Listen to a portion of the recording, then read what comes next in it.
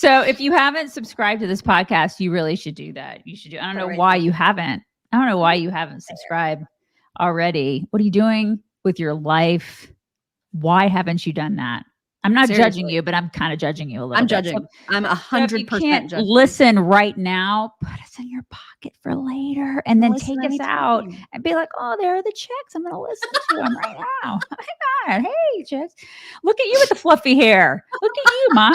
So you can listen to us later, but definitely subscribe and then tell some of your liberal friends, piss them off, tell them that they should listen to our show too. And who knows, maybe we'll convert them. We'll bring them to the dark side. It has been known to happen. Yeah. So just saying, we have converted some people. It's true. So there you go. Okay. We have so many stories, so many interesting, juicy stories to get into before we a lot of weird crap on the main news of the day. A huge screaming headline at the top of Daily Mail today is about BLM facing potential bankruptcy / insolvency because they suck so hard and they are a complete scam organization. Totally. But they've still managed somehow, even though they've lost 90% of the donations that they were getting during the whole George Floyd hullabaloo, they still managed to take in almost $10 million in 2021 because people are that stupid. And so out of that $10 million, they managed to pay Patrisse Cullors' brother $1.6 million for security services. Can you even with this? These people have gotten so rich. Oh my God. Do it. This is a total grift, you guys. It's just unbelievable. What a scam. They've helped 0.0 people. They've helped nobody. They've helped no Black people. None. And people are just like, here, take my money. And it's mostly white people who feel guilt. It's all these pearl clutching white suburban moms who are like, oh, BLM, look at me. I'm doing something nice. Look at the circle I put around my face on Facebook. I love BLM. Look how white I am. I'm better than you. And I kind of I'm making fun of those people at this. The white suburban women who bought into all this bullshit and gave them money. Congrats. For lining the pockets of Patrisse Cullors' brother. You totally know him. You know him. You know that all those women from high school and college who put that crap around their face on Facebook and they're like, I'm so much more superior than you are. Yep. I'm just so much better than you because I support BLM. How can you not support them? You're racist. You are. Oh my God. I hope that they do. I hope they become completely bankrupt and the money just dries up completely. But there are obviously really still some stupid people out there who are funding them. It's unbelievable to me, but it is actually happening. So that is one of the stories that is out there today. Target, as we mentioned, we showed that video yesterday of the woman showing all the itty bitty onesies. They're all gay pride and trans-zerific and all that stuff at Target. So those pictures, those videos are going viral all over social media and people are starting to feel the pressure to boycott Target. And they are starting to face a little bit of the Bud Light treatment. I don't want to say that it's quite as effective. And I hate to say that, but men are clearly a lot better about boycotting than women are. So I need women to step up to the plate and stop shopping at Target because they suck so hard. You don't need to shop there. There's no reason for it. And they need to be taught a lesson, especially because the CEO has come out to defend the whole position, saying, well, we want to make sure that we're including everyone, that everyone feels included with our products. Shut up. Yeah. That is so stupid. Especially the satanic people. I mean, we really want to make sure that the satanic worshipers, the Satan worshipers, feel welcome at our store. I mean, come on, Satan. Yay, Satan. Yay. Now, there are some there are particularly stores in the South. There are some branches, some specific stores at Target where the staff is freaking out because they're noticing that people are not coming. And so they've moved some of that inventory to less conspicuous places, but it's not removed completely. It's still there. So it's just them reshuffling. Don't fall for it. Don't shop there. I mean, it really is. What a disappointment. Right? God, I mean, it's nobody's safe anymore from this garbage. You think it's freaking Target. It's like, sell like normal stuff. Like, what is Yeah. it? I don't, why does Target have to get involved in this garbage? Why do they all have to do this? I don't know why all the corporations feel like they have to kowtow to this absolute utter garbage. I just don't get it. I You're don't right. either, because you know what would happen if they didn't? The like 0.2% or whatever, Exactly. 0.02% of the population would be mad. Who gives a shit? You're I still totally going to have agree. all of your customers. Exactly. I mean, People would still shop there. So I just don't understand why they feel the need to do this. I don't.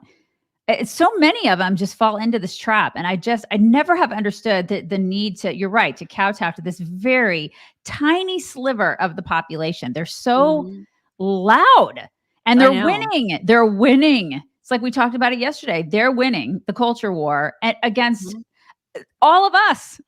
It's not. And then we just go, oh, well, I'm just going to continue to shop there anyway, because, I really need to shop at the dollar section with my Starbucks.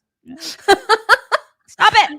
I know. I'm so sick and tired of the woke companies. But you know who isn't woke? Our friends at Birch Gold. They are not woke. They don't play these games. They will never play these games. And if you are a person who has been interested in for some time in exploring the possibility of adding gold or other precious metals to your financial portfolio, and you should, because why would you want to have all your eggs in the 401k or IRA or stock market basket when you need to spread your own wealth around a little bit? Make sure that it's secure, and try out gold or other precious metals, which hold their value even when the stock market is going full on cray.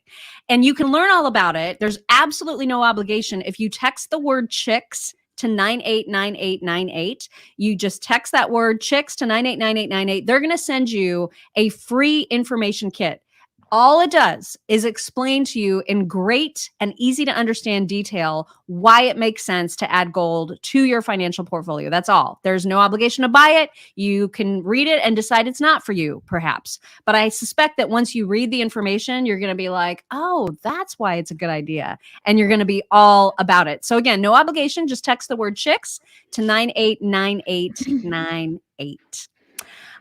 In other interesting, juicy news, Claudia Conway, the ridiculously, almost always practically naked girl, daughter of Kellyanne Conway and that disgusting troll George Conway, she, now that she is 18, has decided on her life's path. And she has decided she's not going to do the OnlyFans, you guys. Why would you think that? She's not my God. do that. She's gonna go way classier, right? Right. She's going to go way classier and become a Playboy bunny. Now, if you're wondering, wait a minute, those are still a thing. Apparently, there is like a new offshoot off of playboy.com that is kind of like an OnlyFans in that it's a subscription-based service where you can sign up and follow certain girls and buy their content. And so she's doing that. She's an official Playboy bunny. The difference between it and OnlyFans supposedly is that this Playboy thing only supports like the most artistic of nudity. They don't support full nudity. So, it's like uber classy with a It's K. like way classy. And she thinks that she's reclaiming her womanhood. So That's my favorite. She's like, she wrote on Twitter, the only comment I'll provide: when I was 15, 16, I was exploited by the media, preyed upon, and was forced into portraying myself as something I wasn't. My body was taken from me. Now, as a young adult, I am aiming to reclaim my womanhood and femininity in a way that is truly mine. I am putting myself out there in a way that is my own and no one else's. I have full control of my body and my voice. I believe in writing your own narrative, like I've said in the past, and taking back what was once unjustly taken from you. And so that's what she's doing, which is no one took her body. Dude, you like everybody's seen your boobs like for the past several years. Like she takes bikini pictures. She's constantly like prancing around in like no clothes. She wears like give me a break. Nobody's done that but her. Like she's been the one that's been out on TikTok showing everything. That was her decision. It's not like anybody forced her to do that. I call bullshit on that. You know what I mean? And she's mad because she put her body out there, but then like other people profited on it because they talked about her, right? So anytime a media outlet would write about like her ridiculousness, they ostensibly would make money anytime somebody clicked on their story about her. So now she's saying, look at me, I'm an adult and I get to make all my own money from my own boobs now. So she's so empowered. It's like really empowering, you guys. Yeah, I don't know why you can't see that. I'm sure George is proud. Unfortunately, you know what? He probably is. That's what's so sad. I'm sure. Oh my God. I'm sure he is. Yeah. Speaking of Twitter, should I share the Ryan Bathay thing? Because it was just so funny. So Ryan Bathay, for the I don't even know if I'm saying her name right, but she's the wife of one of the cast members of This Is Us. You guys remember that show? I was a huge fan. And so the black guy, the brother, the black brother, I don't remember his actual real name, but his actual real wife in real life is Ryan Bathay. Okay. So, and I don't know why, but she has long followed us and long picked fights with me on Twitter. And I will never understand it. She and I actually exchanged a few emails back in the day when we were trying to understand each other because she's a super lib. And then we both just gave up because like she hates me and what I think, and I hate her and what she thinks. And it's just never going to work. But she continues to follow us on Twitter.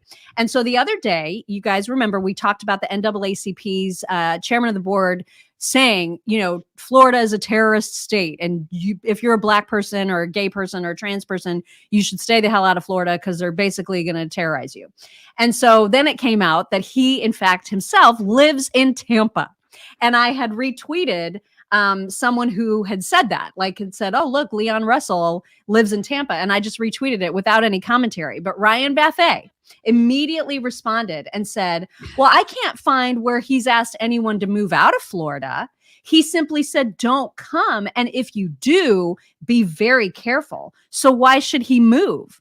And so someone else responded to her, well, if it's so horrible, why would you want to live there? And she said, you guys, she said, he lived there before all this happened. It's not always easy to up and move. Not everyone is clearly as financially well off as you seem to be. Oh my God. Moving is expensive. Yeah. This guy's the head of the NAACP. He's the head, like the head of the board of directors. Chairman of the board of directors. Right. Right. I think he does just fine. I feel like he could probably afford to move. Maybe. He probably has just a little bit of money if he's in that position. He could probably afford to move.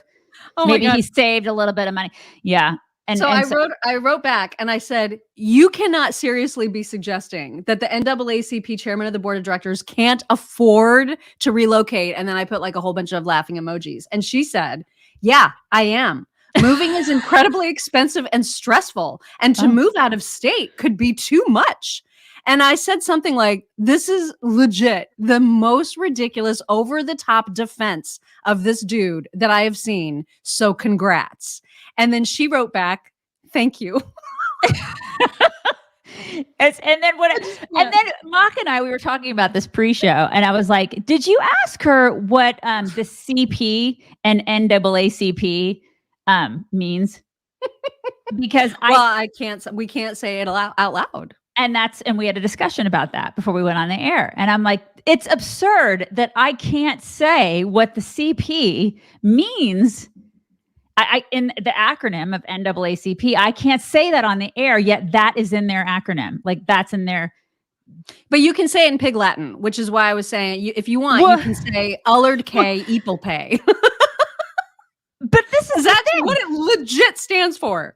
This is the thing. These people work for an organization. They represent an organization it's the NAACP, yet they will not. I can't say what CP stands for.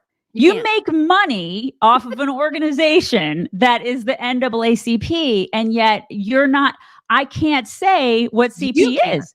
I mean, we're people of power. I'm a person of power. I'm a person of power. So I can't say what CP is. What the F?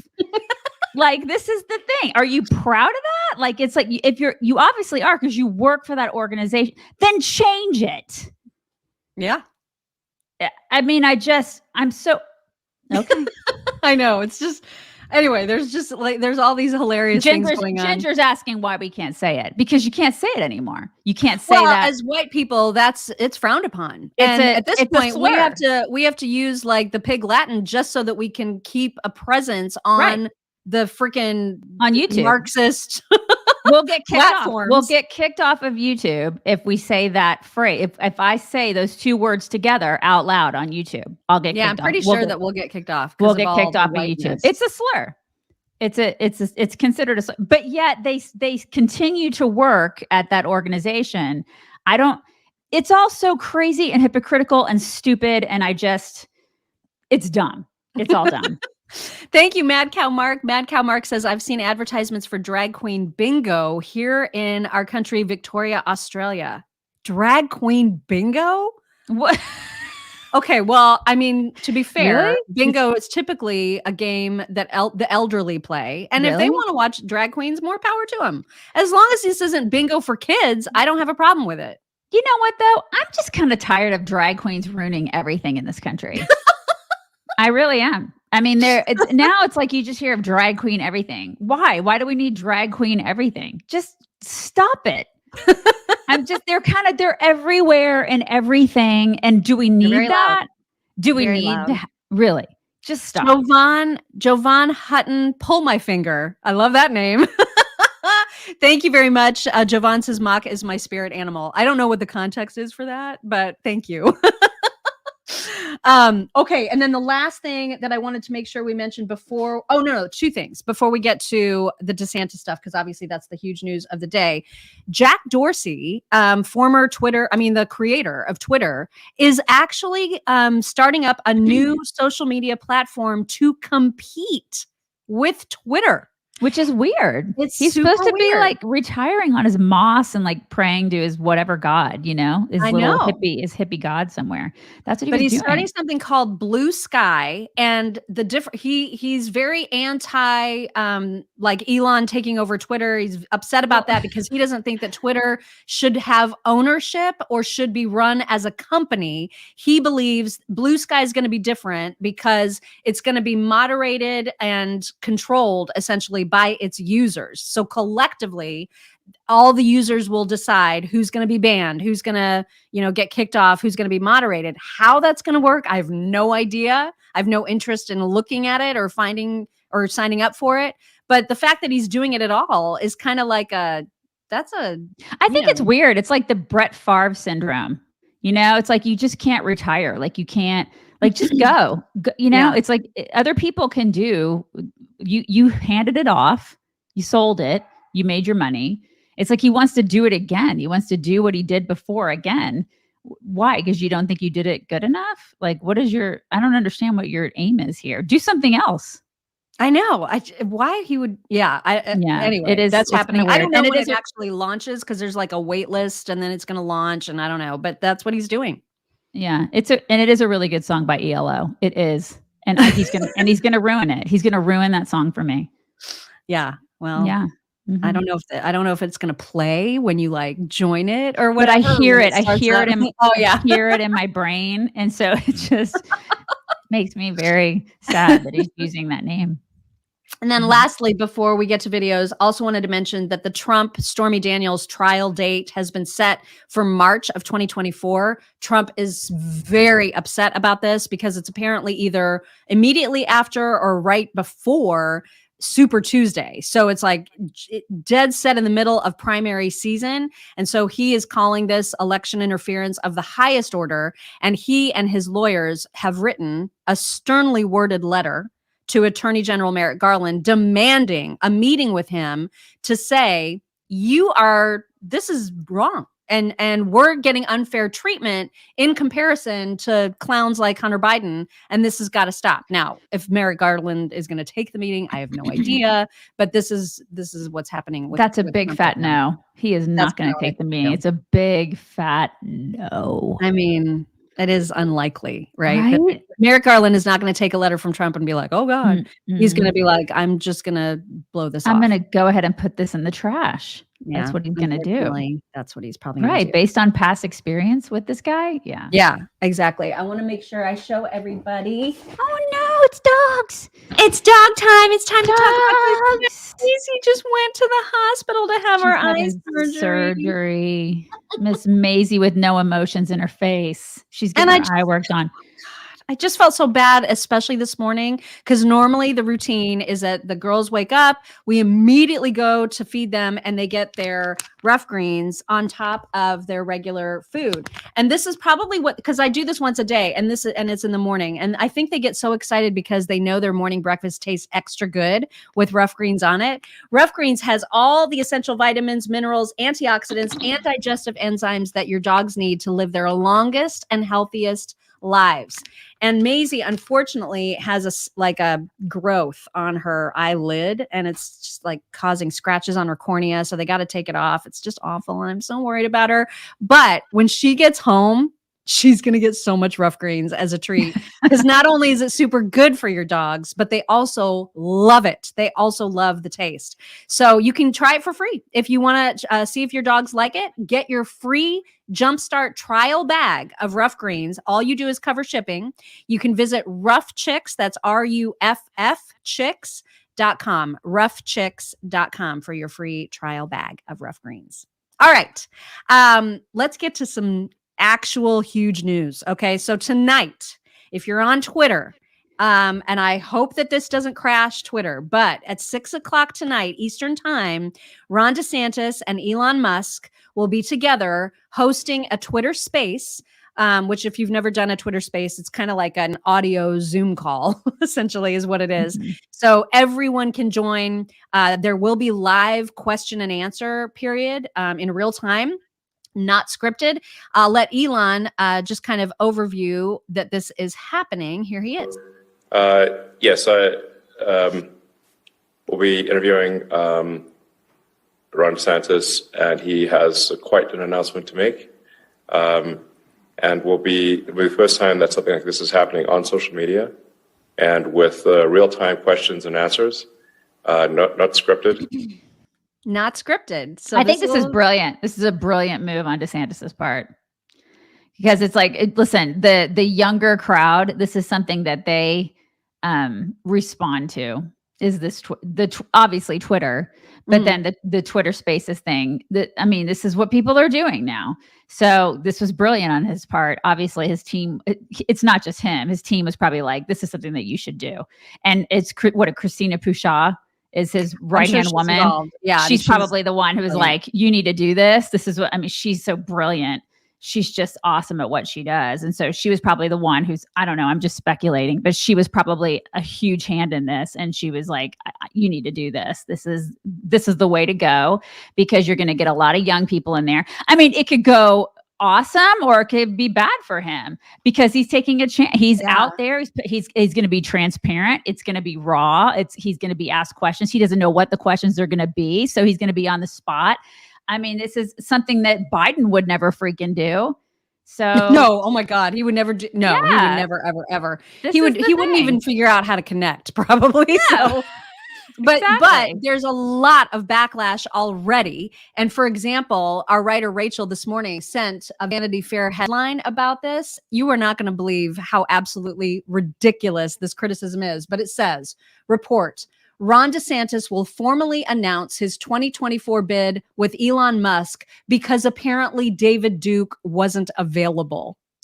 Oh, that's the Vanity Fair headline. God, shut up. I swear to God, these people, you know what? People are so sick of this racism bullcrap. Oh my God, I know. It's just so old. It's like, we've talked about this before, where it's like, when they obviously have nothing, they scream racism, right? Mm-hmm. But on top of that, it's like, it used to be that racism meant something. And when you and I talk about this, we've talked about it a million times, where when we first started our site back in 2009, when we were called racist, it used to hurt me. I remember my heart hurt. It affected me to my core when somebody called me a racist. Now it's like, somebody calls me a racist, I'm like, whatever. Shut up. Like, we're called racist like at least 4 times a week, right? Now it's like, now that they've moved on to white supremacists because they've worn out the word racist. So now they have to move on. Then what's gonna come after white supremacists? What are they gonna do after that? Seriously, it's like, oh, the Nazi got worn out.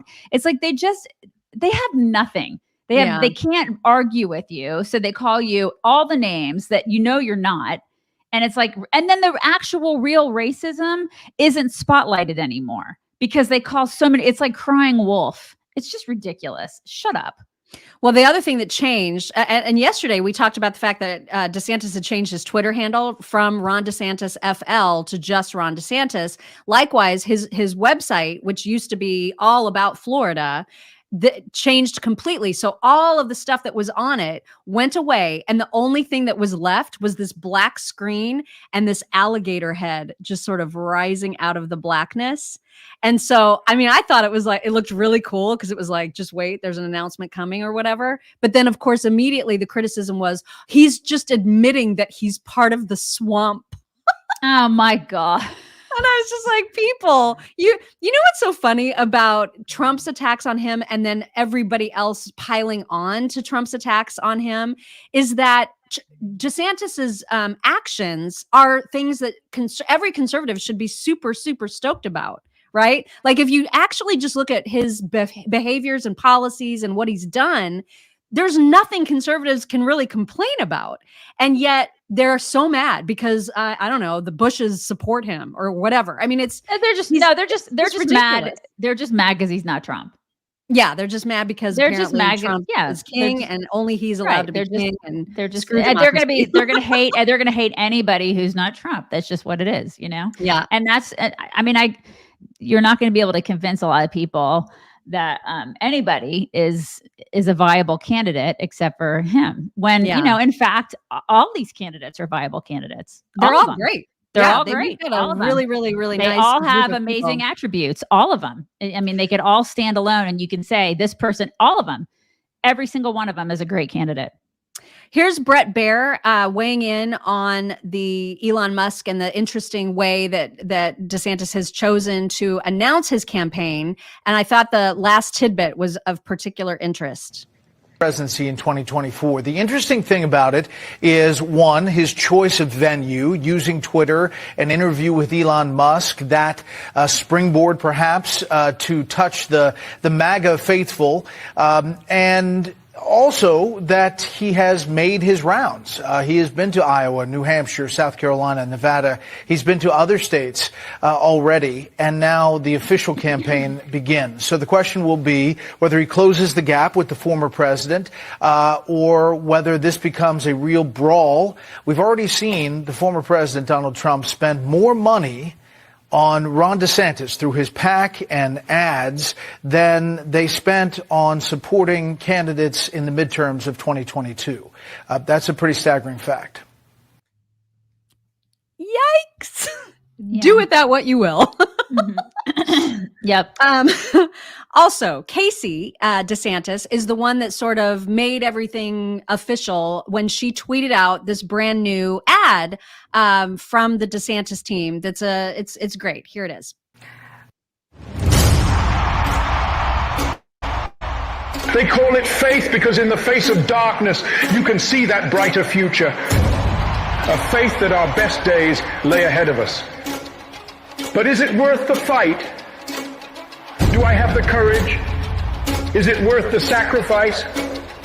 America has been worth it every single time. I love that ad. I do too. I love that. I love that it was her that tweeted it out, right? Yeah. Wasn't that neat? That. I think that it was cool that she did it. Yeah, that's cool because this shows that they're a team. That's kind of neat. Mm-hmm. I love that. You're gonna love this even more. This Adam Kinzinger was asked by Anderson. Look at Cooper. his face. Everybody, take a moment to look at his face right now. Good Lord, I can't with this guy. Oh my gosh! So Anderson Cooper asked because remember Kinzinger used to be in Congress and he was in Congress. We all He was in remember. Congress Yeah. at the same time as Ron DeSantis, when Ron DeSantis was a congressman. And so Anderson was like, hey, what was it like? How'd you get along or whatever? And so here is what that weenie said. He's hard to get along with one-on-one. He's pretty awkward in person. Wait a minute, you're saying he's hard to get on with one-on-one and he's not a great campaigner in groups? I mean, what does that leave? His family? I mean, right, exactly. Well, look, I mean, he's when he goes in front of the press and he kind of owns the press and tries to push back, that's very beneficial in a Republican primary. I'm just saying my experience with him, I got along with him just fine. But I was actually surprised when he won governor of Florida. He doesn't strike me as somebody that's going to go out and work the rope line. Donald Trump wasn't either, but he was able to bring a different energy that Ron DeSantis can't. Maybe DeSantis will surprise everybody. Margaret. Dude, you cry. Like, shut up. Wait, Analysis, man. And he contradicts himself. He's like, you can't get along with me. He goes, and then I got along with them, but what the hell? Who is this guy? Like, stop having him on. Stop giving him a platform. Oh my God. He's such a crybaby weirdo. I will never understand why people platform him. But CNN. That's why. Exactly. It's freaking CNN. And the last clip in this series is just a news reporter. I haven't seen her before, and I'm not sure where she's from, but she's giving more color around why Elon Musk has decided to to give his platform to Ron DeSantis in this way.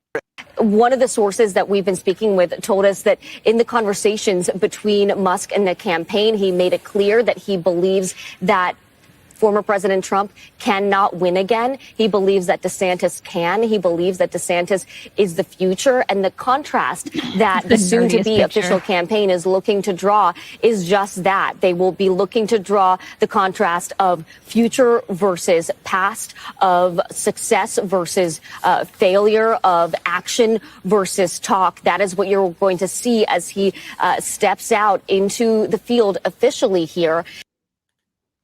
So it's going to be a brawl. There's a past tweet where somebody I saw, I don't know when it occurred, but somebody said, would you support Ron DeSantis for a presidential run? And Elon Musk just wrote back, yes. And I don't know. He's saying he's not officially going to endorse anyone, but I mean, he's giving him this platform. Right. Yeah. Yeah, but I mean, I think he probably would have done the same for other people had they wanted the platform. Just to be fair, I honestly think he would have. If somebody else, like say Tim Scott or a Nikki Haley or even a Youngkin, if Youngkin throws his hat in the race, if he wanted a Twitter space platform, it's not like he's going to say no, you can't have it. No, because I think he's working in the best interest of Twitter as a platform for sure. Yeah, so I don't think it's like just a one person thing. I think he's just go ahead and have the platform because it's this is a democratic process. We're just putting people out there. Yeah. So, I mean, I think he probably would have done it for Biden if he wanted to see something really hilarious happen. We all would have enjoyed watching that, right? It would have been fun. Well, and speaking of Youngkin, you guys, I don't know what he's doing, but like he just put out another ad that once again looks very much like he's thinking about dipping his toe in the pool. What do you think about this? Pretty overwhelming to contemplate the future of America. It's such an honor to be here with proud Americans who carry on President Reagan's cherished legacy. He brought peace by projecting strength at a time when it's easy for us to lose faith, to worry that we are indeed that one generation when freedom becomes extinct. All right. Yeah. I'm sorry. I thought there was a new one. Yeah, it's the same one. Because people were talking about a new ad. Yeah, he's drawing the correlation between himself and Reagan. That's what he's trying to do. He's trying to Reaganify himself, which, that's cool. What is his, just do it already. Well, do it. And then also what will his differentiation be? Like what lane is he kind of trying to be in that isn't already in, that somebody's not already in? I'm not sure. He's very Guy Smiley to me. He's just so nice. He's so nice guy. He's very, what Scott Walker-esque to me. Yes, I think that's a good comparison. Reminds me a lot of Scott Walker, and Scott Walker was so nice. He's just a super you betcha, nice kind of really nice guy. We've met Scott Walker. I like Scott Walker. Oh, he was my guy. That was my horse back in the day. Right. He's a great guy. I would have loved to have seen him go all the way. He was great. But he's just so nice. And sometimes that niceness is a detriment. Yeah. So I don't know. We'll see. Now, people misinterpret it for weakness. They think exactly. If you're nice, you can't be strong. And I don't know that that's true. I mean, I think you can be nice and strong, but people do interpret it that way. Yeah. Especially with men. Especially. Yeah. With men. Yeah. Although I guess to help Glenn Youngkin, he is 6'7". So just from a stature perspective, you put him up on a stage. Have that going for him. Yeah. I mean, he would tower over literally everyone, including Trump. I mean, that's how tall he is. So, I mean, that's the thing. We'll see. When you get him up on a stage and you start debating, you start talking about policy, I think that it's going to just be a whole different ballgame with these guys and women. Well, and yesterday, was it yesterday that Tim Scott announced or the day before? Whatever, earlier this week he announced, and we were even talking about the fact that a lot of people don't know much about his upbringing, about who he is as a person. So he has released another ad that I wanted to play, and then we got to talk about some of the reaction to Tim Scott's campaign announcement. First, here is the ad. I'm living proof that America is the land of opportunity. I was raised by a single mother in poverty. She taught me to have stubborn faith in God, faith in ourselves, and faith in America. I rose from a child of poverty to a candidate for president of the United States because we chose patriotism over pity and to be victors, not victims. Made in America. That's my story. That's why it pains my soul to see the Biden liberals attacking every rung of the ladder that helped me climb. Indoctrination in our schools, inflation in our economy, crime in our neighborhoods, victimhood in our culture. To the radical left that says we're an evil, declining country, I say the truth of my life disproves your lies. I'm Tim Scott, and I approve this message because I have faith in America, and our president should too. God, I love that. His story. Oh my God. It's like, that is America. Right. That I is like, love it. And that's the America I know, right? Like, oh my God, my heart just swells when I watch that. It's a great ad. It's the best. That is seriously the America that I know. I know. It was fantastic. Love everything about that. Yes. But there are people who don't love it and who actually know a lot more about what it means to be a Black person in America than Tim Scott. I give you Joy Behar. And he's one of these guys who, he's like Clarence Thomas, Black Republican, who believes in pulling yourself by your bootstraps, rather than, to me, understanding the systemic racism that African Americans face in this country and other minorities. He doesn't get it. Neither does Clarence. Oh, he doesn't. And that's why they're Republicans. Yeah. I know. Oh, yeah. I'm so glad that she can white-splain him. Oh, my God. God, what a heck. He doesn't understand. No, he doesn't understand what it's like to be Black. No, he just doesn't. I mean, Joy understands what it's like to be Black. Right. Yeah, obviously. She was born a poor Black child, Joy was. I cannot with her. Good Lord. Well, just to give you, that was a bitter pill to swallow. So to give you something sweet to follow it, I give you Byron Donalds pushing back on that biatch. Here it is.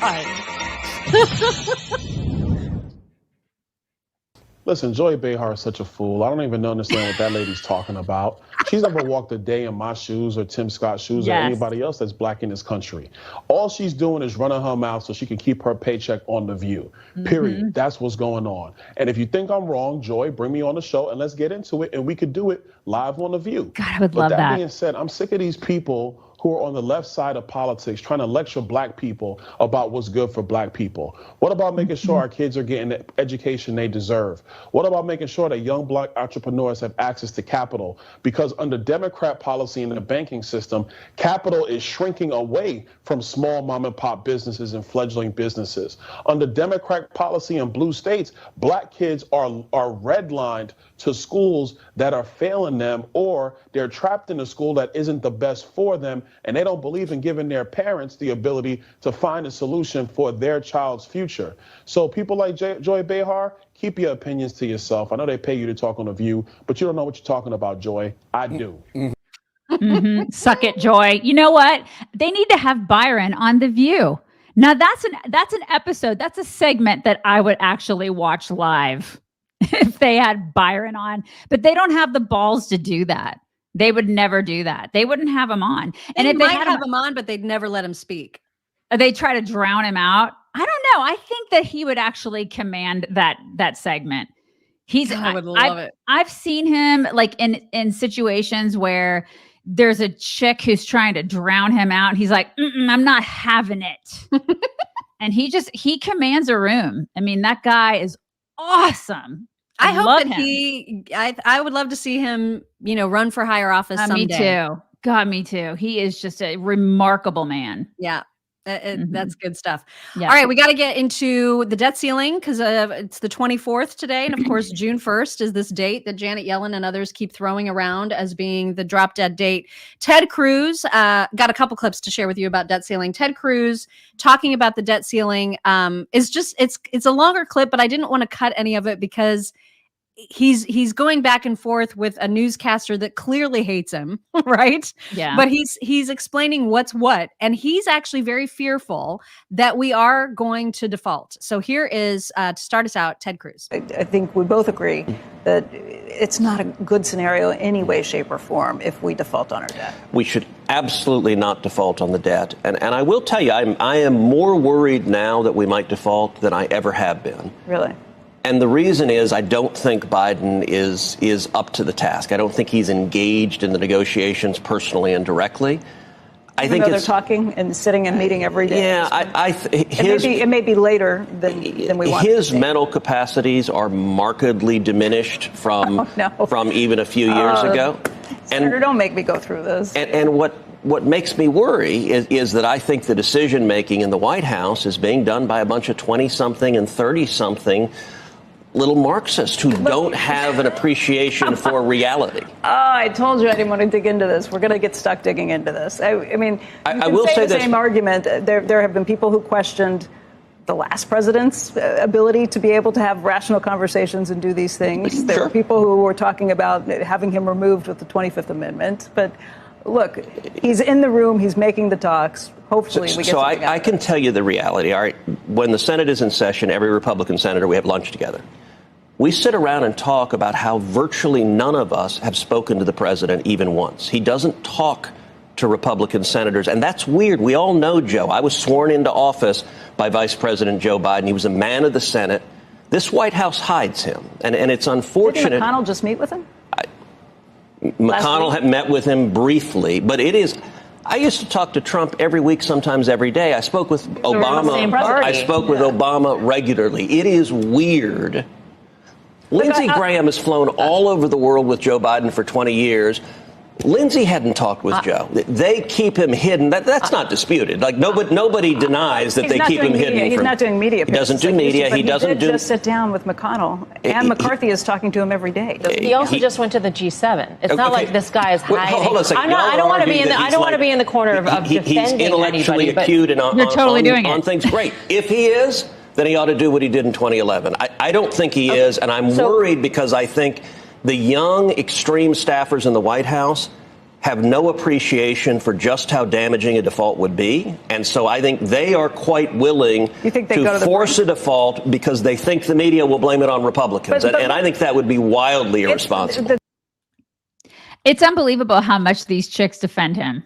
I know. It's just, isn't it crazy? Like they all cover for him. And they're like, I don't want to defend. You're doing it. You're defending him right now. He's there. He's been in office for quite some time. He knows. He has things to compare it to. He's doing it to you right now. He's telling you what his experience was with Obama, with Trump, and now with Biden. He's telling you right now what the experience is. And you refuse. You're like, la, la, la, la, la, la. I don't want to. I mean, it's unbelievable what these chicks are doing. They just want to defend him. constantly cover. Everybody in the media constantly covers for, and they're the ones that should be the maddest because they're not getting access to Biden either, but they're just like, and that show, wasn't that like Squawk Box or something? That was like so. It's like a financial, I mean, it's somewhat of a, I mean, I don't want to say respectable financial show, but I mean, people go on that show to talk financial stuff. One would assume.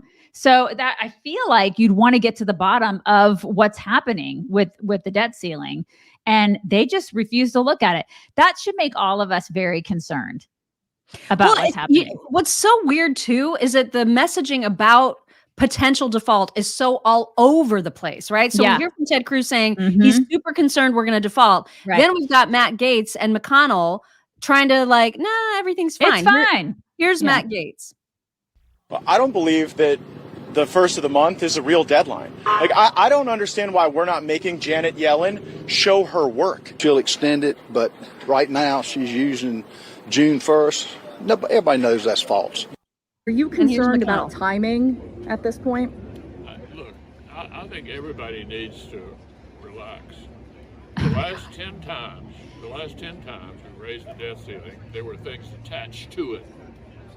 This is not that unusual, and is almost entirely required when you have divided government.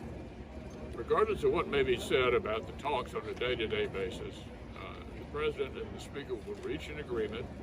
It will ultimately be passed on a bipartisan vote in both the House and the Senate. So are you confident that the country will not default? The country will not default. Okay, that's nice that he can say that. You know what else pisses me off is that he said the last 10 times that we had to do this. You know, he's just talking about, it's so flippant the way that he says that. When he says that, you know, our founders are like groaning and rolling in their graves. Yeah. The last 10 times that we had to do this, we should never have had to do this ever. I mean, it's like these jackholes just spend our money. Like, it's just like drunk sorority girls on spring break. That just drives me nuts. Like, they just talk about this like it's no big deal. I just want to start punching people. Not that I condone violence on the show, but I get so pissed when I hear that. Like, they're just so matter of fact about it. Like, oh, the debt ceiling, it's no big deal. Like, it's just money, you guys. Who gives a crap? It's just money. It's my money. It's my freaking money. That's your money. They don't care.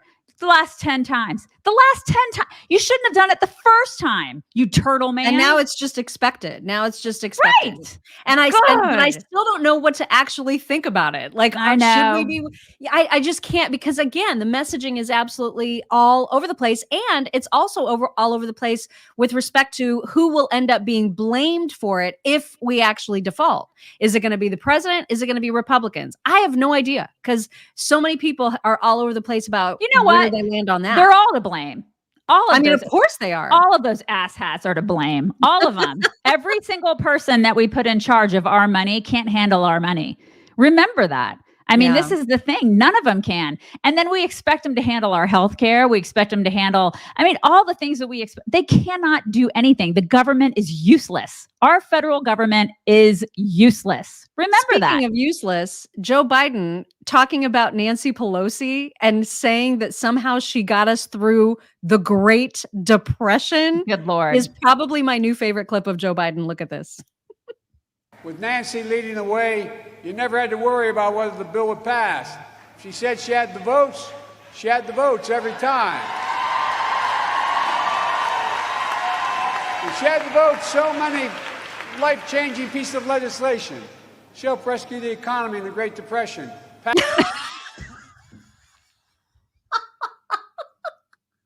You guys, she was like 50 years old during the Great Depression. Did you know that? She was in her 50s. She was like a golden girl then. Mm-hmm. So imagine in the world. Imagine how old she is now. She rescued us, man. She did. She rescued Thank goodness for her during the It was like right after she had an affair with George Washington. Did you guys know that? It was hot and heavy. Woo, yeah. With that hair of his. Jackie said, "Don't jump." Right. I have an update from Megyn Kelly about Fox News and the terrible, terrible tanking of that news station in general. She's talking to Eric Bolling about where they are and sort of just the continued fallout from Tucker's departure. Here she is. Terrified. They don't know what to do. There was a day where they didn't view digital as a threat, as a competitor. That day's gone. Fox won't let any single personality come on my show. They did when I first launched. Now they won't, including Janice Dean, like godmother to my child. I'm godmother to her. Like, no, it's a hard no. Because they understand that we're a threat. Same for a lot of folks in the digital space. Glenn Beck told me the same for him. So they understand that we are a threat to them. We're gaining in market share. The latest poll just out today showed that more independents are turning to other news sources than Fox than ever before, and conservatives are turning to other news sources more than ever. So Fox is not the monopoly it used to be. I don't have to tell you that, given the rating surge that you're enjoying at the moment, and well-deserved. So they can't let him go because he's a threat to them. Well, that's a problem of their own making. You know, I think they thought for a moment there they were the old Fox, where they were the only game in town. And now they've realized, oh, wait, look at all these people who left. And if he goes someplace, they're going to tune in. What if Tucker went someplace and actually launched a live broadcast at 8? They'd get seriously hurt even worse than they have. And the numbers, Eric, my God, they're terrible. We are 4 weeks post Tucker's termination in the anchor desk role, and they are down 55% in the overall at 8 p.m. Wow. And they are down 64% in the key advertising demo, Oh 25 to 54-year-olds. That they've lost 2/3 of their younger audience and more than half of their older audience in the 8 p.m. The boycott is working, and it's continuing, and it's not just Tucker's hour. Damn. Oh man, that's gotta hurt. Yeah, and they're doing the stuff like, oh, Hannity's out there throwing footballs to like his little audience. Then they think that it doesn't help. No, that doesn't help. Nobody cares about that. They don't. Nobody cares. Oh Sorry. my God, that is so bad. That's going to leave a mark. And that's the thing. I mean, it's like, you know, we saw it like with radio, like people are starting to go, they want to listen to podcasts, you know, like old radio, we got out of radio when, you know, radio was starting to fizzle. And it's like, it's same thing with television. People are starting to kind of move away from television, and they're starting to go into more of these independent. It's funny how the big guys, like the good old boy networks, like they think that things just won't change. Like people will not use their own brains and go find what they want to watch. They're going to do that. And when you get rid of somebody like a Tucker, I watched Fox because of Tucker Carlson. Mm-hmm. That was the reason. And then I'd have it on before and after, kind of, because like, it's like, I like Jesse. Jesse's pretty cool, you know? And then afterward, like maybe I'd watch like 5 or 10 minutes after Tucker, but I specifically watched that network because I really like Tucker, because he had different things to say. Right. When you take Tucker off that network, I'm done. I mean, it's like, I'm just done. And I am obviously not the only one who not felt that way. So, I mean, those numbers are staggering. Yeah, I know. Wow. I know. Also, I know I hate to overload people with The View, but you guys, I have to play you this conversation that they had about John Fetterman's outfits. You know how he's constantly wearing just like the big baggy sweatshirt, the hoodie, and the giant shorts or whatever. So the one blonde chick, I don't remember her name. What's her name? The one with the blonde, you know, the one. I don't. Chick. No, I don't know who you're talking about. She's the one that she starts this conversation. She wants to go back to the days where we had a little bit of decorum. On which show? On The View. Oh, yeah. I don't know any of those chicks' names. Except for like Joy. She's fighting with. I mean, they fight with her. There's a fight because they're like, no, it's. I mean, Sonny Hostin is all about like you're supposed to be who you are, and it's they're like defending him. Of course, they're defending him. Right. And then what's her name? If it was a Republican, they wouldn't defend him.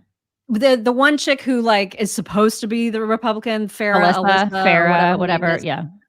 She has a good point that gets completely lost on the rest of the hosts, because she's like, well, what if I came out here on stage onto this panel in a hoodie and shorts? Everybody would be like, what the hell is wrong with you? She's absolutely right. She's totally right. They completely dismiss her. Here's the fight. It was in the time where my parents would call it your church clothes. Yeah, like if you went to a play, we had to dress up. And I know times have changed, but I do like that decorum. I think when I just that part on the Senate floor, because I love that he's in hoodies. He's not on the Senate. He does. No. Well, I mean, he stands outside. It's a technicality. But like, if you, to me, if you're going in, I think you're an elected senator. Like that's in a moment where it's kind of we have lacked so much of what was once tradition that I'm starving for just a moment that looks like if it doesn't bother the people that voted for him in Pennsylvania. It bothers me when Ted Cruz does it. It bothers me when Elizabeth Warren was in stretch pants. I think it's actually quite endearing. That he has said, he said, I do not look like a typical politician, nor do I look like a typical person. He's 6'8".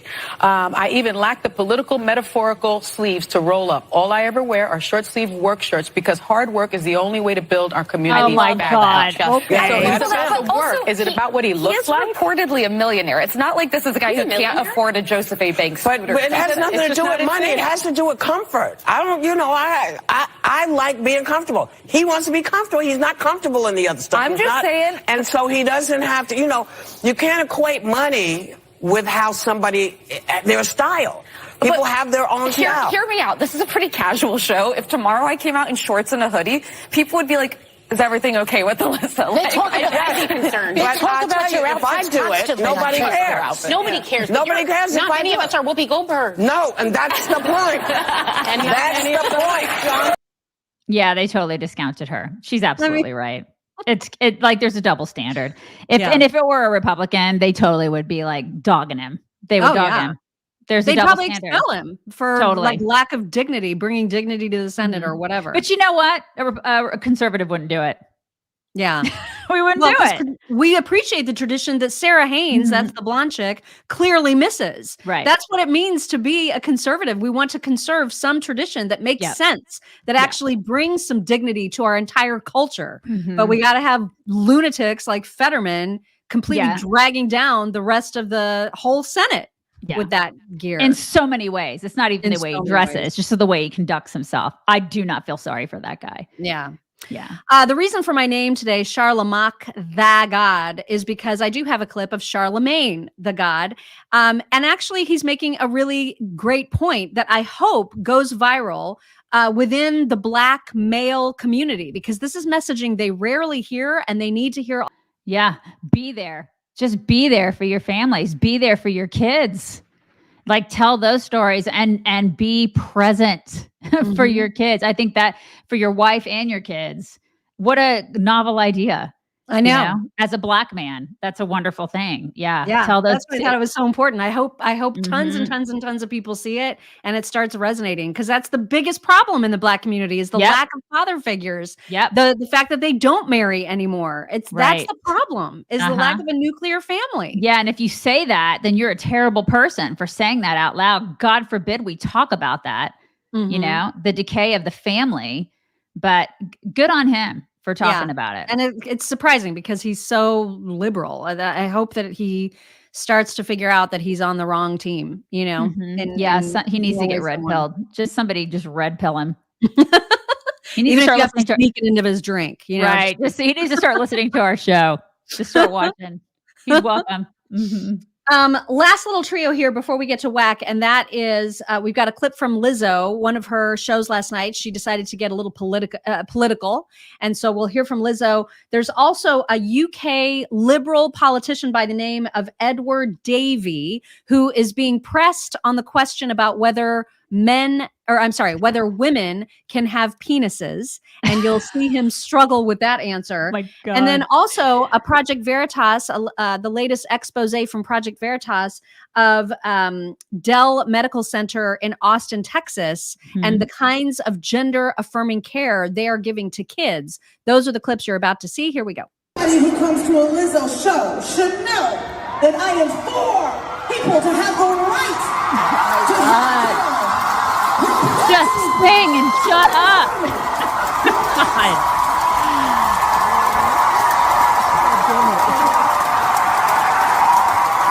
And there's times I get very political, and as adults, we feel it, but there's children here tonight.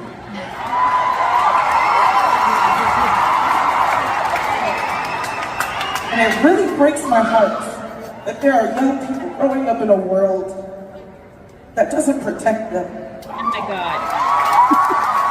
Yeah, it breaks my heart too, Lizzo. Let me be your safe space tonight and just tell you, young people,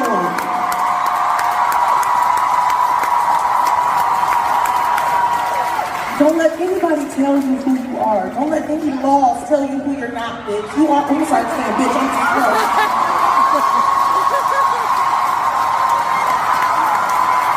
Don't let any laws tell you who you're not. You are who you are, okay? I see you. You are valid. You deserve to be here in every form. You contain multitudes. These laws are not real. You are what's real. And you deserve to be protected. You deserve to be protected. And for anyone whose inner child needed to hear that, you deserve to be protected too.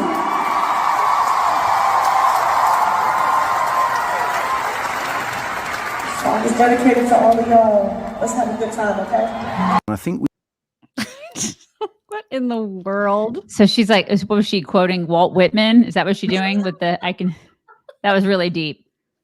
So deep. Before we get to the next clip, I missed a couple of super stickers that I want to make sure I recognize. Jessica Simon, thank you so much. GCQC says, have you explained your name today, Mock? I missed it if you did. Yes, that clip of Charlemagne the God that we just played about being present in his marriage and devoted to his wife. That is why my name is the way it is today. Okay.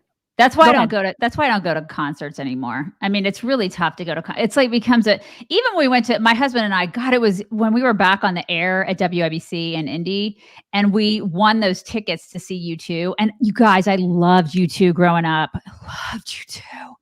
And we went, my husband and I went, we had such a great time. We had like these box seats. It was fantastic. But then, Bono started preaching about crap. And I was just like, oh, can we just go get a drink? Because I can't. I mean, I just can't. This is the thing. Like, there's always preaching at concerts. Why do they have to do that? Why do they feel like they have? Just don't. Just sing and then shut up. You know what I mean? Yeah. It's like sing, do a little dancing, a little choreography, and then just don't. I don't want to hear you preach. I just want to hear you sing and then go away. I know. Lizzo has such great music too. I love her music. Why does she gotta do that? I don't want to hear you talk about gender, whatever. Affirming care. Just shut up. Oh my God. Okay, so here is this British liberal politician being asked about whether or not women can have penises. Song is dedicated to all of y'all. Let's have a good time, okay? I think we need to manage this and think about it and debate it with a bit more maturity and a bit more compassion. Well, that's what Sir Keir Starmer once said to me, and he never did answer the question, can a woman have a penis? My God. Well, I've just answered that question. They can. Really? Listen, I've made it really clear that if people, the vast majority of people will have the same gender as their biological sex, but a small number won't. So a woman can have a penis? Well, quite clearly. Indubitably. Quite clearly. Quite clearly. Yes, quite. A woman can have a penis, yes. Quite clearly. I mean, a douche. No. What I love is that Piers Morgan is the one that tweeted that out, and he was like, no, they can't. I mean, it's like, how hard is this? Just how hard is it to know that no, a woman can't have a dick? Just like, how is this? Why is this a thing now? Why are people so afraid to say no, a woman can't have a penis? Like, it's why are men so afraid to say that? Why are women so afraid to? Why are we at this point where we're like denying reality? What is wrong with people? What's wrong? What's wrong, everybody? No, but Stop it. The loudest, craziest, the loudest voices are unfortunately the craziest. You look like an idiot, dude. Indubitably. All right, here's this expose, or at least a part of it. You can obviously see the entire thing if you visit projectveritas.com, but here is a piece of what's going on at Dell Medical Services Center for kids in Austin. Listen to what Nora Scott, A licensed social worker at Dell Children Medical Center in Austin, Texas, tells our undercover journalists. We do have patients who are starting as young as 8, 9. So we do have folks on the younger side. So we take a few different types of patients, and there is not a wait list currently for our gender patients. So you could get scheduled more quickly than some of our other types of patients right now for those. And then in regards to prescribing, that's up to the prescriber's discretion. They might just require a couple of appointments just to see. It might be appropriate after one.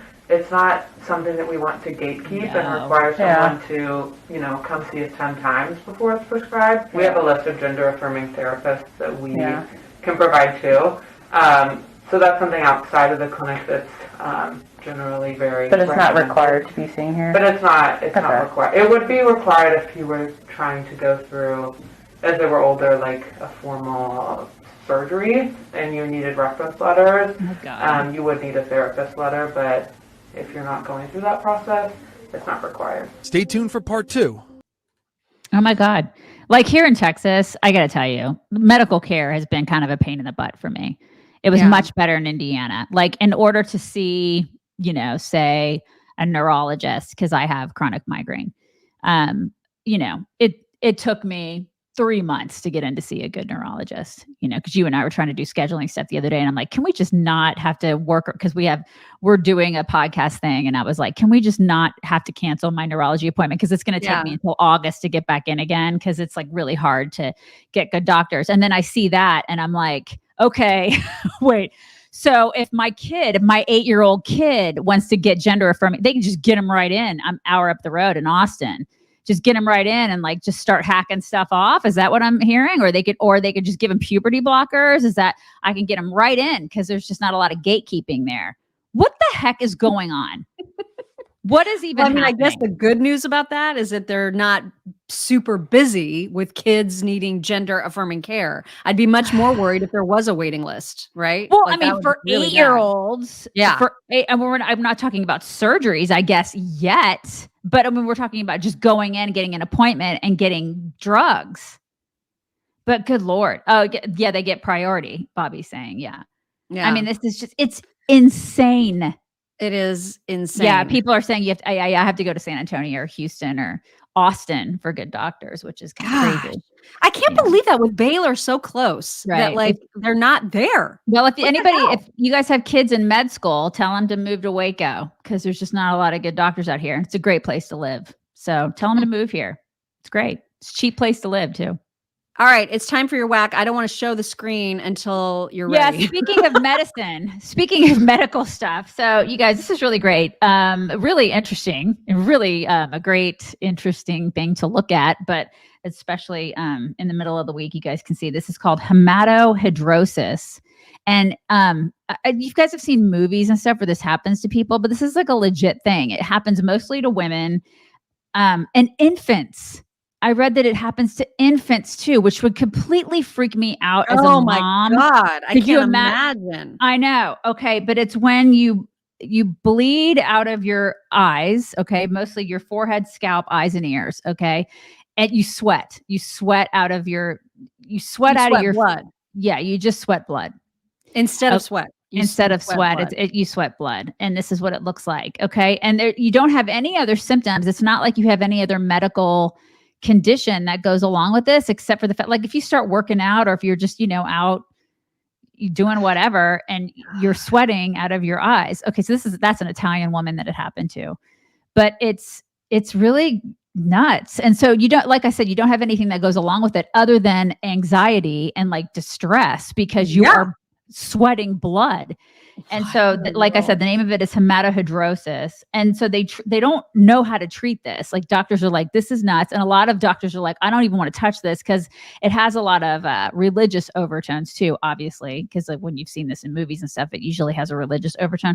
But they'll treat it with either propranolol, which is that beta blocker, if you guys have ever taken a beta blocker. So it'll just reduce the bleeding. That's it. Or they'll give you antidepressants or anti-anxiety medication because you're so freaked out that you're like sweating blood. But that's not going to do anything. It'll just make you calm down because you're like, my God. But that's it. But it's crazy to me that it happens in infants. Isn't that weird? And it's mostly women. Not a lot of dudes have this. So isn't that crazy? That's super weird. It's really weird. But this happens. It's a legit thing. It's a legit condition. And it's whack. Weird. And it's completely whack, you guys. It is Somebody whack. asked if they all recently shopped at Target. They could have. It's time for some My Pillow talks, and you can still take advantage if you hurry of the buy one get one offer on the My Pillow 2.0 version. That's the one. That's the pillow that has the cooling technology, which is perfect for as we're heading into summer. So if you're constantly looking for that cool spot on your pillow and you're flipping it over multiple times a night, why are you doing that? You just need to get the My Pillow 2.0, and you can get buy one get one with code CHICKS at mypillow.com/. So I know I've been obsessing about the guy that does the musicals, right? Out of all the oh my gosh, yes, songs. Did you see that? Not realize Missy Elliott is going to pick it up. Yeah, Missy Elliott Did you see is that? All over it. I know. She's all over it. Yeah. Mm-hmm. So I did not know that this guy has been an actor. Like he already has some fame before he ever got onto TikTok, and he does musical comedy and he in tours and does all this stuff. So I did not realize that he actually also makes up songs for shows that don't exist. And so this is my new obsession with him is he has these theme songs for shows that don't exist. This one is about his dog being the president. One day all the politicians got together on their own and chartered a yacht out to sea. But an unexpected storm came in and swallowed up the boat, and there was no one left to lead in Washington, D.C. So my dog is the president.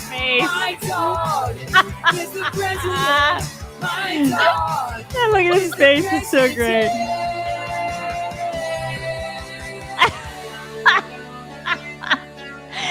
Oh my God, his face is so great. I love it. Well, the other thing about it is that whenever he puts those videos together, he only uses Shutterstock images, like so stock images from Shutterstock. So they all have the watermark on them. It is a Shutterstock. It's so great. That dog is like, I'm so happy. So happy to be here. It just cracked me up. Oh my God, it's great. Can you imagine if you were a student and you take a book bag to school every day and you happen to have a cat that likes getting into small tucked in spaces and you don't realize until the middle of the day that you actually forgot that you left your bag open?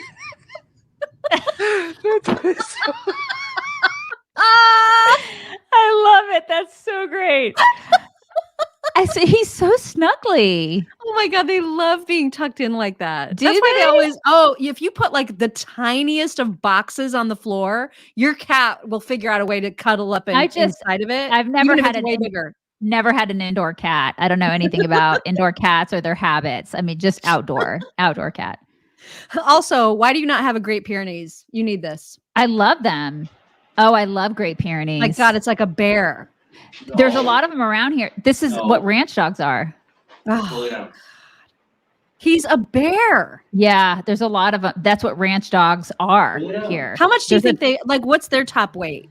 Oh, they probably don't weigh a whole lot. It's just that they have a lot of fur. They look like they weigh a lot. Oh, okay. They're probably 100, 120 maybe, if that. Yeah, it's not bigger even than that because he's so tall. No, I really don't think they're any more than that, Mock. They just you shave those dogs and they're not.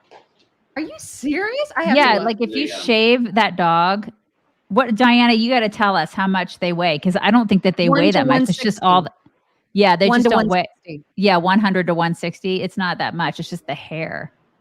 God. Yeah. Like Cash is he's 170, 180.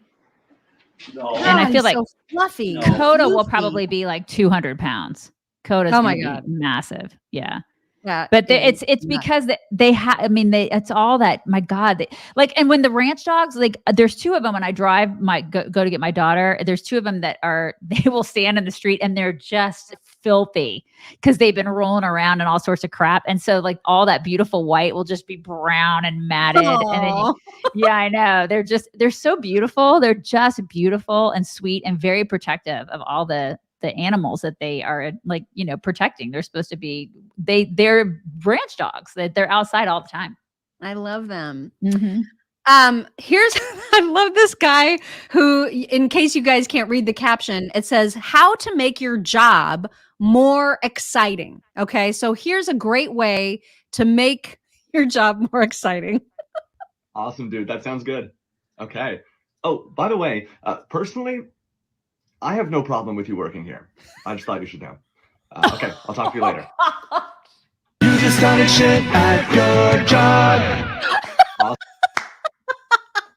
That's the greatest. Oh my God. Why didn't we do that when we worked together? We should have done that with people we didn't like, because there are people we could have done that to. I love how he's like, you just started shit at with your job. Yeah. That's great. Also, if anyone wants to catch me a raccoon, I would like for you to use the kind of trap which allows the raccoon to maintain its modeling poses as go.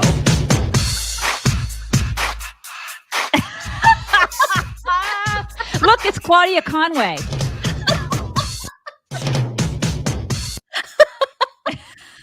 She's on what is it? OnlyFans. It's not OnlyFans, you guys. So it's way classier. It's way classier. It's Playboy. God. Quit objectifying her, you guys. Stop it, you guys. God. Also, I feel this guy's pain. I think that this is a reciprocation that should be required and that you should go to jail if you do not do the proper reciprocation. I'll let him explain. I thought you was my friend. Because when I said later, Gator, and then you dapped me up and you said, all right, where was my after wild crocodile? Because I thought in this world, I thought the world that we lived in, when somebody said, see you later, alligator, you say after wild crocodile. Yeah. And that's why we're not friends no more, because you're toxic and you need to grow up. I don't know like what happened to you, but when somebody later gators, you after wild crocodile. It's true. You're supposed to say that. I just thought that was called human decency. Yeah. But you thrown all of my human rights out the window. It's an unwritten rule. Bro, we said something. I thought we was closer than what we are. It's true. That's my fault. I'll take the licking for that. But all I know is that when you later gator, you after wild crocodile. And you're toxic. Grow up. You do have to come back with an app. Yeah, you do have to. It's required. I thought it was a law. I mean, maybe I'm wrong. It's just an unspoken rule. It's not a law. I mean, it's nothing. I'm surprised they haven't legislated it, but it is an unspoken rule. Mm-hmm. Congress really could make themselves useful. And they work on that. Do something right. There is a new challenge going around on TikTok that has been making me laugh so hard. And I don't know why people have forgotten how to do this, but the challenge is that you ask someone on TikTok to skip, and grown ass adults, many of them, have completely forgotten how to skip.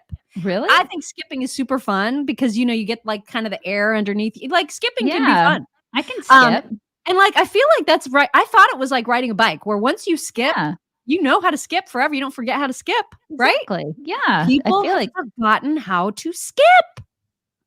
I remember. Yeah. Well, like, here's an example. If I fucking faint or get sick, you're gonna be sorry. Well, you gotta start over there by the doorway. Try. Look at him. He's like preparing himself. Yeah. Like I would just go right into it. Oh my God. I can't do it. Like so many people can't do it. As hard as I fucking can. I feel, yeah. I mean, I'd be able to do this. This is easy. Just skip. You guys should skip. Everybody, today is your challenge. Your Chicks on the Right challenge is to skip. Yeah, you guys skip. And report back. Deborah says skipping over 50 years old leads to potentially falling. Yeah, you could like break a hip. Well, I mean, I feel like, yeah, you guys, guys don't skip. Yeah, guys don't skip. So this is why. Really? Yeah. Maybe it's not a guy thing. Guys feel not very masculine when they skip. Like, I don't know if my husband, if I asked him to skip, he'd look at me and be like, no. Oh my God, you have to ask him today. And you have to record it. He's going to look at me and be like, why are you asking me to do this? And I don't think I mean, just tell him you're married. You don't need a reason.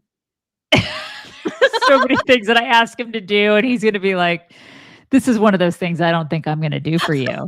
It's going to be, it isn't really a guy thing. I mean, like, he doesn't even know what magenta is. So like skipping is going to be, I'll have to see. I'll see what he does, and maybe I'll videotape it for you guys. Okay. Yeah. All right. Okay. We're going to close the day, of course, with babies and dogs. Of course.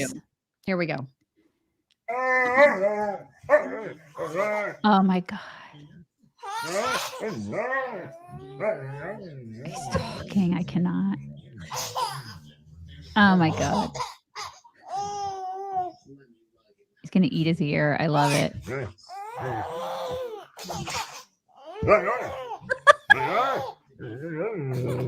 Oh my gosh. I love everything about that. Everything about it. So great. Babies and dogs. There's nothing better, man. Come here. See me. Come see everybody. He's waking up. Come here, baby. Come see me. Oh, come on.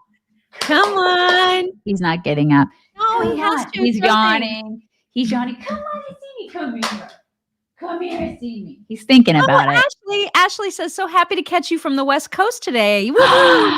For early trips to the airport. Hi, Ashley. Baby. Where are you, Ashley? Come here. Come here and see me. Come here. Come on. Are you throwing all the things? I threw some glasses at him. He's stirred. He's probably gonna step on him. He's yawning. He's getting up. You guys, like, we can hug. It's a right process. Now. Okay. It is a process. Angela, he wakes up like you. Yeah, he's just very. Come on. You want a treat? Come on, get up. I'll give you. I gotta ask my husband to skip today. I have got to. And Ron skipping. You guys, I've known her husband since we were in elementary school. I can't with that visual of him in his like khakis. Seersucker. In his little Georgia shirt. That just made my day right there. I don't think Cash. He's not going to do it. He's not going to do it. He'll double flap for you guys tomorrow. That just made my day. Run skipping. I'm going to try, but there's no way you would let me videotape it. Oh my God. Oh my God. Yeah. No that's way. we'd be headed straight for the divorce. Somebody's saying mock skipping should be an insiders and local supporters movie. That should be an exclusive. I'll skip. I will skip. Oh, she'll totally skip. I will skip. I'll skip. You should skip too. I'm going to go out post exclusive videos of skipping for our with the cows in my pasture. I'm going to go out and skip with the cows with Linus and Gunnar. I'll be like, look, and I'll be like, the hills are alive. I will. I'm going to do that today. You guys have a wonderful, wonderful Wednesday, and we will talk to you tomorrow.